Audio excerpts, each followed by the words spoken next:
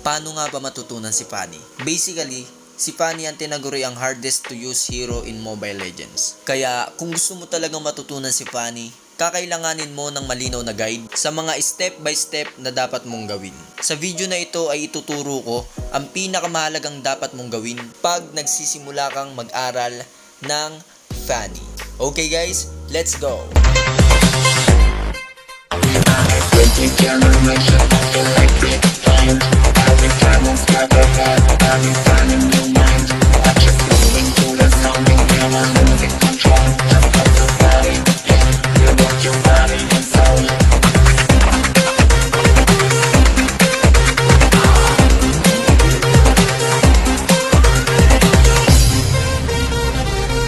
Okay guys, so kung beginner ka pa lang talaga, ito yung mapapayo ko sa yung unang-unang mong gawin. So first step, dito sa ML kasi may dalawang klase ng pwede kang pagpraktisan.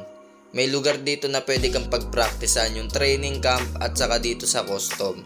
So bilang beginner o kaya nagsisimula ka pa lang talaga, much better dito ka sa training camp. Dito tayo magsisimula sa training camp, okay? So dito, magkakaroon tayo dito ng malawak na idea tungkol kay Fanny, kung paano ba siya nag-work, kung paano ba ginagamit to, kung paano ba ginagawa yan. Tapos, at the same time, dito mo mapapractice yung cable. So, dito ka talaga makakapag-practice ng cable. Dito ka gagaling mag-straight cable. Dito mo lahat masisimulan. So, bago mo mai-apply dun sa tunay na laro, dito ka muna. Ito yung pinaka-basic na pupuntahan mo bago ka gumaling dun sa tunay na laro. Bago mo ma-apply yung mga pwede mong matutunan. So, dito, maraming klase ng pwede kang gawin. Siyempre, halimbawa, baguhan ako, beginner. So, siyempre, ako, ganito ako. So, ganito ako ng beginner ako, yung cable ko dito sa gitna. Yan, dyan, dito sa gitna, 'di ba? Ngayon, bilang beginner, ang unang-unang matuturo ko sa'yo, kapag magke-cable ka, huwag ka sa gitna kasi wala kang tatamaan doon. I-practice mo na ang cable mo, maipatama mo doon sa kaliwa at saka sa kanan. Sa kaliwa, sa kanan. Kasi diyan kakapit yung cable. Okay? So, habang nasa training camp ka, nagpa-practice ka mag-cable dito, mas maganda na kaliwa kanan yung unang-una mong practicein. Kaliwa kanan na pag-cable. So, maraming tutorial na paano ka gumaling mag-cable, gumaling ng ganito. Pero ako guys, ganito yung unang-una kong ginawa. Actually, wala pang isang taon nagpapani. Pero grabe, ang bilis ng ko. So, maraming tutorial, gaya nito, maganyan. So, ito, ginagamit to kapag nag-aaral ka na kung paano ka mag-straight cable. So, hindi muna ako palagay ko kasi ako di ko ginawa yan nung unang-una. Hindi bagay sa beginner to guys. So, ito, ang bagay sa beginner. Ayan. Kailangan matutunan mo kung paano mag-cable ng actual. Huwag ka muna sa tore kasi yun, ginagamit yung para bumilis yung kamay mo. Dito, hindi mo pa naman kailangan bumilis yung kamay mo Kailangan mo muna matutunan yung pinaka-basic, which is yung kung paano mag-cable ng tama. So, ito left and right. Pwede namang right and left. Depende naman sa'yo kung anong gusto mo. Pero dapat, magkabilaan side. Huwag kang magki-cable sa gitna. So, yun. Pwede mong ikutin yung buong mapa. Gawin mo yung ganito. Yan. Kaliwa, kanan. O kaya kung gusto mo kanan, kaliwa. Pero, pinaka-common kaliwa, kanan. Bihira yung So, yun, kaliwa kanan lang o kaya kanan kaliwa, depende sa'yo. Yan, gawin mo yung mga ganito hanggang sa makabisado mo kung paano ka magke-cable. Okay, next step naman na gagawin mo kapag alimbawa nagagawa mo na yon, nag-want to cable ka na. Next step na gagawin mo, dito pa rin sa training camp, maglagay ka ng mga bot.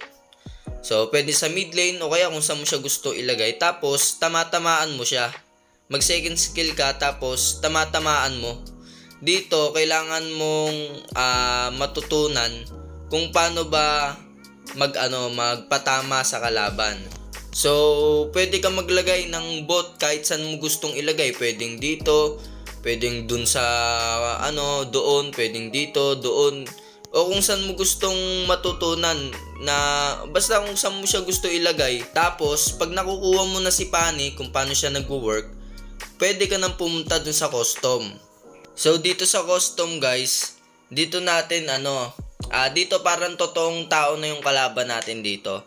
So wag muna kayo dediretso sa classic guys, wag muna kayo dun dediretso. Dito kayo dumiretso sa sa ka-level nyo.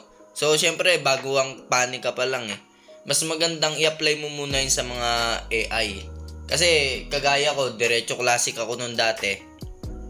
Nako, yung win rate ko bumaba ng sobra.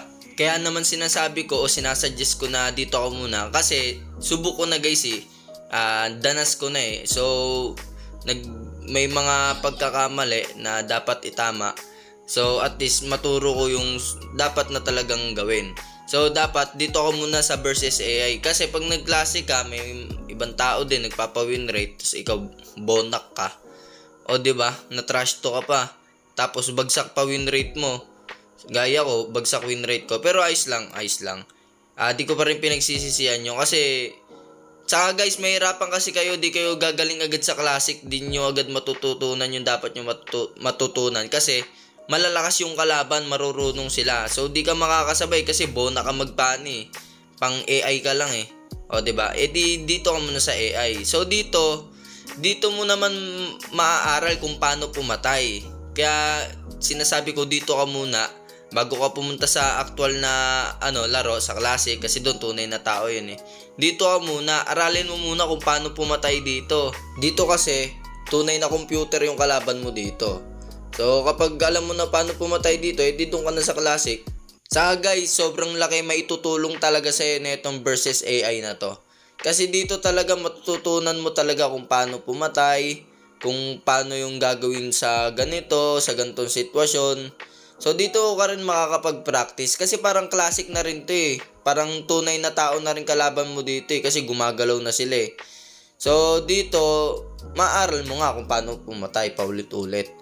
So yun, pagkakuha mo na kung paano pumatay, tsaka ka mag-classic nga, paulit-ulit, daan-daan. So yun lang naman ayun yung pinaka-basic Ayun yung pinaka-gusto kong i-share sa inyo na hindi ko nagawa, nag-aaral ako magpani ng baguhan. So yun lang. Saka isa pang tip pala guys, punta ka sa profile ko, i-click mo yung follow, tas i-follow mo ako. Yun lang. Tas gagaling ka na nun.